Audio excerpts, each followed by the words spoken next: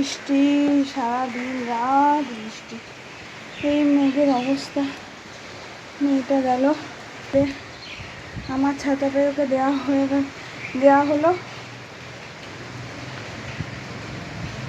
ওই যে ওর বাবাও এসে যাচ্ছে।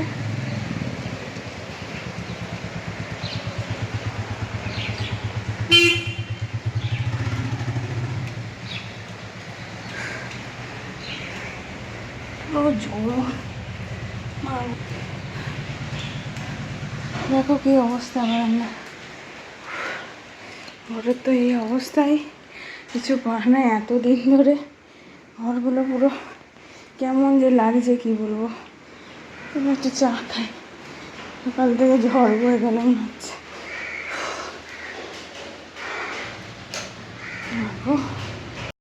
এটা একটা লুকিয়ে লুকিয়ে শ্যুট করা। আমার বর আবৃত্তি করছে ছোটবেলাকার। দই দই ভালো দই। অমল বলছে, অমল দইওয়ালা, দইওয়ালা, ও দইওয়ালা, দইওয়ালা ডাকছো কেন? দই কিনবে? অমল, কেমন করে কিনবো? আমার তো পয়সা নেই। দইওয়ালা, কেমন ছেলে তুমি? কিনবে না তো আমার বেলা বইয়ে দাও কেন? এটা ভুল। কিনবে না তো আমার বেলা বইয়ে দাও কেন? অমল, আমি যদি তোমার সঙ্গে চলে যেতে পারতুম তো যেতুম। আমার সঙ্গে? হ্যাঁ, তুমি যে কত দূর থেকে হাঁটতে হাঁটতে চলে যাচ্ছ, শুনে আমার মন কেমন করছে। দইওয়ালা যদি বাঁক না মাইয়া। বাবা, তুমি এখানে বসে কি করছো? অমল, কবিরাজ আমাকে বেরোতে বারণ করেছে, তাই আমি সারাদিন এখানেই থাকি বসে। আহা, বাসা তোমার কি হয়েছে? ওইটুকুই দিয়েছে, পরের পাতায় আরো আছে। কোন বয়সে এটা করেছিলে, পাঠ করেছিলে? তখন কিসে পড়ো? ওই 3-4 মনে হয়। তো ওইটা স্টেজে গিয়ে পাঠ করেছিলে? স্টেজে গিয়ে? হ্যাঁ। হ্যাঁ, কে শিখিয়েছিল? কাকা?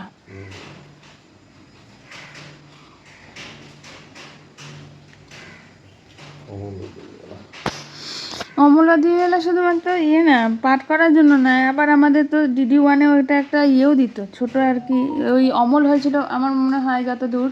ওই যে ওই পড়লো না ওই মেয়েটা, একটা মেয়ে যে এখন বুড়ি হয়ে গেছে বলতে গেলে, ভুলে গেছি গো নামটা। সিরিয়াল করতো খুব তখন দাপুটে, এক আকাশের নিচে সিরিয়ালও ছিল, বড় বউটা, নামটাই মনে পড়ছে না। Good morning and welcome back to the channel to a new blog. আমি মৌ ব্লগে তোমাদের অনেক অনেক স্বাগত আর ভালোবাসা জানিয়ে ব্লগটা এখন শুরু করলাম। ঘড়িতে বাজে প্রায় 9টা মতন। এখন কাজ শুরু করছি।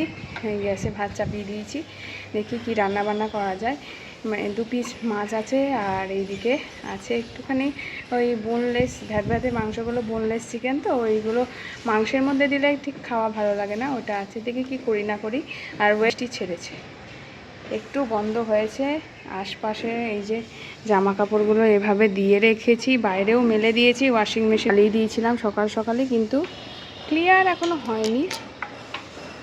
ক্লিয়ার মনে হয় আরও 2-3 দিন লাগবে। বারান্দায় তো থই থই অবস্থা, তবুও বৃষ্টিটা থেমেছে বলে আমি আপাতত একটু জামা কাপড়গুলো দিয়েছি, যেগুলো ওয়াশিং মেশিনে নামলেই তুলে ফেলতে হবে, নাহলে ভিজে ঝুপঝুপ করছে। এই হলো ব্যাপার। আর মোহর তো সারা রাত মোহর জেগে প্রায়, কি জানি শুধু চমকে চমকে কাঁদছে, মনে হয় কোনো কিছুতে ভয় পেয়েছে। আমারও এমন দশা, একটা নাইটি শুকাচ্ছে না, কিছু না। ও যেমন তেমন করে আমাদের জামা কাপড় চলছে আর কি।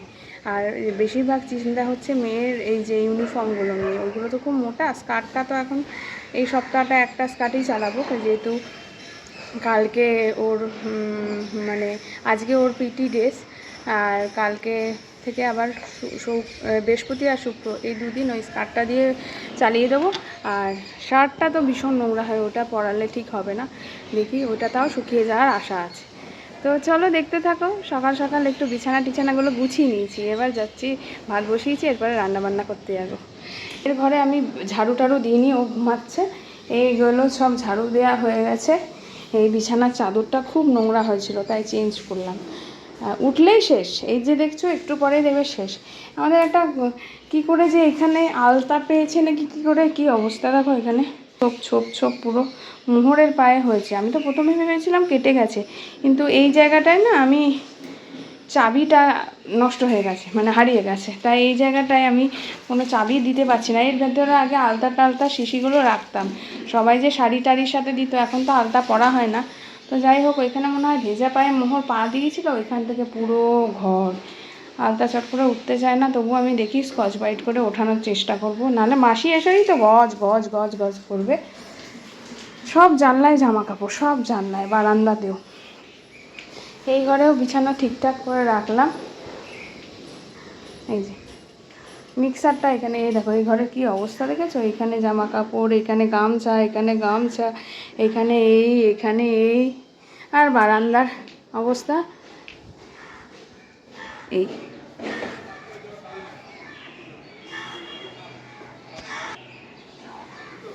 বারান্দায় এই যে জল, বাবারে আমি পা টিপে টিপে ইয়ে করলাম জানো, সমস্ত জামা কাপড়গুলো মেললাম। শুকিয়েছে, কিন্তু এসব অনেক পরিশ্রমের কাজ, এটা এখনই আমি করলে অন্য কাজগুলো হবে না, তাই ভাবলাম না ইয়ে করি একদম, তোমার মেলে নিই, অন্যদিকে কাজ করি। এই বারান্দা পরিষ্কার মাসি এসেই করবে। পা টিপে টিপে যায় জানো, এত স্লিপারি এই সমস্ত মেঝে, কি বলবো। আর এখান দিয়ে যে জল পড়ে যাচ্ছে কন্টিনিউ। আজকে জলের ভাই এসেছিলো জল দিতে, আমি বললো যে নিশ্চয়ই এটা পড়েছে। দেখি কলটা টিপ টিপ টিপ সারাদিন জল পড়ছে, একবার মোড় ফেলেছিল তারপর থেকেই। তো চলো সারাদিন ব্লগটা দেখতে থাকো, ভুরুর কী অবস্থা, মাথার কী অবস্থা, দেখতে থাকো। আশা করি ভালো লাগবে ব্লগটা, সাথে থাকো দেখি। আর আশা করি আমাদের উত্তরবঙ্গে বৃষ্টিটা কমে দক্ষিণবঙ্গে যাক, আমরা নাকাল হয়ে যাচ্ছি। আর সবাই ওইদিকে, এমনকি আমার বাড়ি যেহেতু ধানবাদে, ওই সাইডেও সবাই গরমে খুব কষ্ট পাচ্ছে। এতটা জল আমাদের এখানে হচ্ছে, বৃষ্টি হচ্ছে, যে এটা মানে ভাবার বাইরে। ওরা একটু রিলিফ পাক, আমরাও একটু রিলিফ পাই। একটু জলে মানে কি বলবো, একটু জলটায় ড্রাই হলে অন্তত অনেক কিছু সবজি আনাজপাতি, তাছাড়া অনেক কিছুই বাঁচবে। বাচ্চারা শান্তিমতো স্কুলে যেতে পারবে, রাস্তাঘাট মানে একটু শুকনো হবে। প্রচণ্ডই বাজে অবস্থা। যাই হোক, অনেক গরিব মানুষের বাড়িতেই জল ঢুকে গেছে। পরে আসছি। তো রান্নাঘরে চলে এলাম। আজকে চিকেনটা দিয়ে ভাবলাম কি করি, না ডাল করি। মাছের মাথা দিয়ে ডাল তো আর খাওয়া হবে না আমার বরের, তো চিকেন দিয়েই করি। তাই এটা করলাম।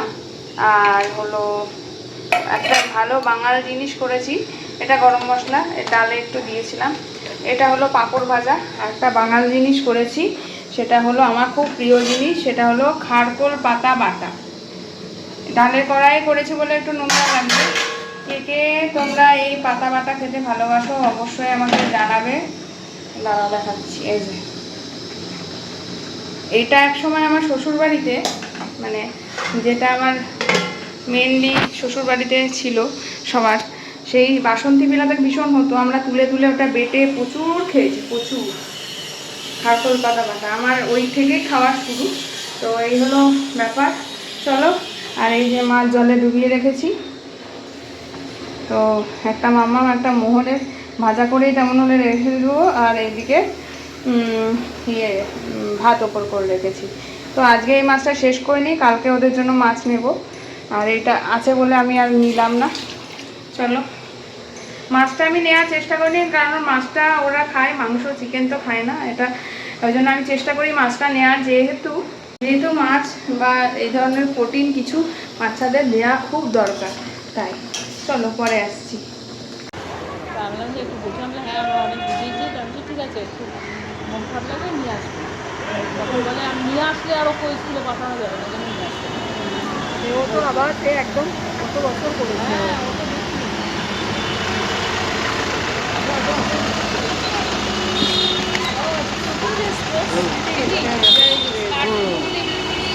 দেখতে পাচ্ছ এই ছাতা খুলতে পেরেছিস?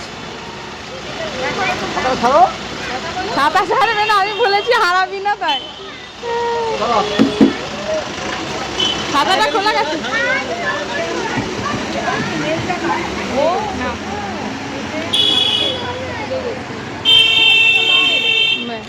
দেখি আমি খুলে দিচ্ছি। ওটা খুলে দিয়েছিল আঙ্কেল, খুলে দিয়েছিল। দাঁড়াও দাঁড়াও।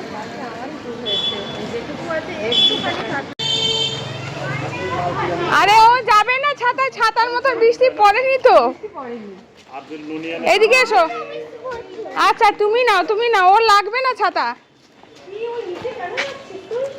এমা ওর বেল্টটা পায়ে লাগবে গো, বেল্ট খুলে গেছে। হ্যাঁ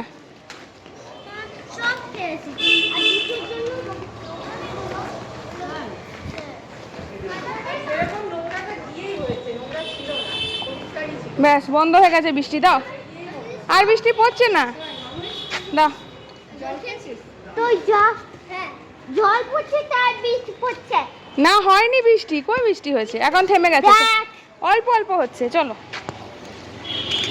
একটা টাইমে নিতে হয়, অত অল্প একটু পড়ছে তো এটা হয় না। বাঁ দিকে চলো, চলো। ক্লাস হয়েছে সব? হ্যাঁ পিটি হয়নি তো? পিটি হয়েছে না হয়নি? হ্যাঁ হয়েছে তো। আমি স্মল এক্সারসাইজ করছি। হ্যাঁ আমি হ্যাঁ। স্মল এক্সারসাইজ গেছে ইয়েতে, ওই ঘরে, বেডরুমের ওইদিকে, ওই যে মোহর। চল না। ও দেখতে পেয়েছি আমাদের। না, দিদির এই পিঠে ব্যাগ নেওয়া যাবে না, ওটা অনেক ভারী। দিদির নিতে কোমর বেঁকে যাচ্ছে। উনি দিদির এই ভারী ব্যাগ নিচ্ছে। মামা এই ঘর থেকে চল, এই ঘর থেকে চল, এই ঘর থেকে, এই ভেজা জামা কাপড়ের মধ্যে থেকে সর, এই ঘরে হবে না।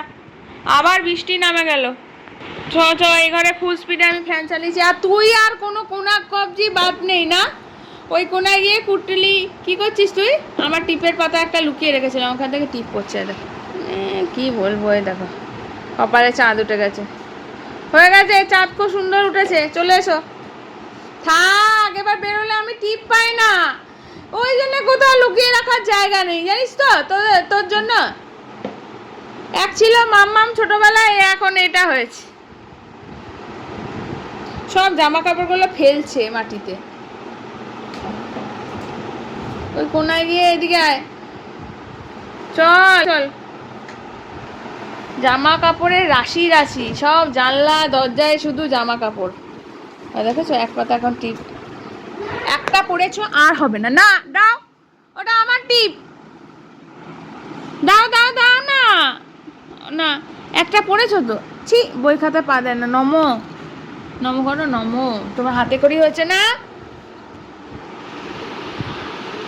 সন্ধ্যে থেকে পড়ানো, তারপরে মেয়ের হোমওয়ার্ক ছিল অনেকটা, ঘুম পেয়ে গেছিলো, সব মিলিয়ে সন্ধ্যেবেলায় আর আসতে পারিনি। কারণ ওর যেহেতু পরীক্ষা শুরু হচ্ছে, তারপরে ম্যাম এই সপ্তাহটা যেহেতু আসছেন না, সেহেতু আমার উপর একটু প্রেশার আছে, আর ওর জন্য আর কি আর অন হয়নি। এখন রাতে বাজে 12:10, আমি করছি ভেন্ডি ভাজা, ডাল আছে, আর সন্ধ্যেবেলায় খাওয়া হয়েছিল একটু খিচুড়ি, কালকে খিচুড়ি ছিল। তো এখনও বাকি আছে, ব্যাগ গোছাবো আর কি করব, আর ব্যাগ গোছাবো, খাবার খাবো, শুয়ে পড়বো। আর মামা আজকে একটা খুব সুন্দর এই এসআইপি অ্যারিথমেটিক টেস্টের একটা সার্টিফিকেট পেয়েছে, ভালো লাগলো। আমার পিছনে ব্যাকগ্রাউন্ডে সবসময় দেখছে জামা কাপড়, এই যে হ্যাঁ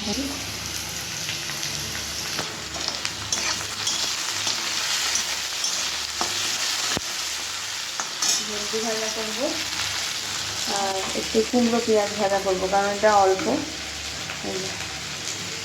আর এখানে ভাত গরম করতে দিয়েছি। এই যে খিচুড়ি খেয়েছিলাম, খিচুড়িটা অল্প রয়েছে। বারান্দায় এসে দাঁড়াতে রাতের আকাশটা দেখে অবাক হয়ে গেছি।